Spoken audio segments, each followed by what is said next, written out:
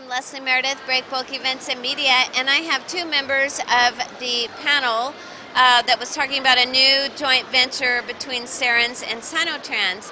But we're not here to talk about projects so much this time. We are talking about doing business and between European country, Chinese country, and what are the keys to success. And one thing, Dirk, that you talked about was the cultural differences. Yes, cultural diversity is for sure an issue, but it can work also very positive. What is important, and I mentioned it during the panel, is that we have to coach each other. We have to accept that we train each other, and we have to try to adapt. The way I'm thinking, business thinking, is completely different than the way of Chinese business thinking. None of the two is better or worse. It is just we have to try a way to combine them together. For example, in Europe you might take a decision one-to-one and it's decided, it's the manager and it's an agreement. In China you might take a decision one to a team and the team decides and only then it's a decision. So if there is one person saying yes, it might just say, yes, I understood, but that does not always mean that it's a yes for the whole team. Once you have decisions in China, they are so strong, the whole team is there, so that is culturally much stronger if you look into the business, to have the whole team behind it. But yeah, we don't know, they don't know, and we think differently. The end result is much better. But if you are talking about difficulties, I would like to say, yeah, language must be one of them, and the living habit also one of them. Okay.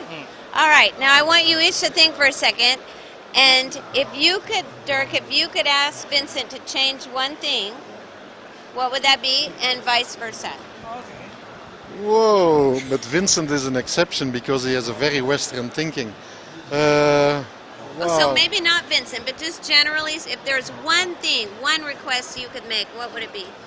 Always communicate in a uniform language, which is a business language, English, with all parties, so that at least you understand each other. Secondly, train each other. One party in Europe or in the US, wherever the company will be created, the other party in China.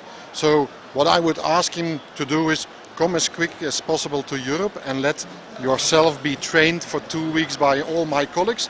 Emerge in the safety ISO paperwork, and I will maybe learn from him.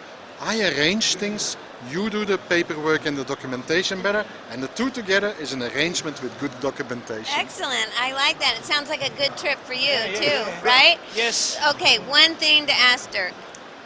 I'm waiting for your invitation. So, yeah, my question is that will you learn some Chinese, like versus position like we know the culture of yours? How about you learn something from us? Yeah.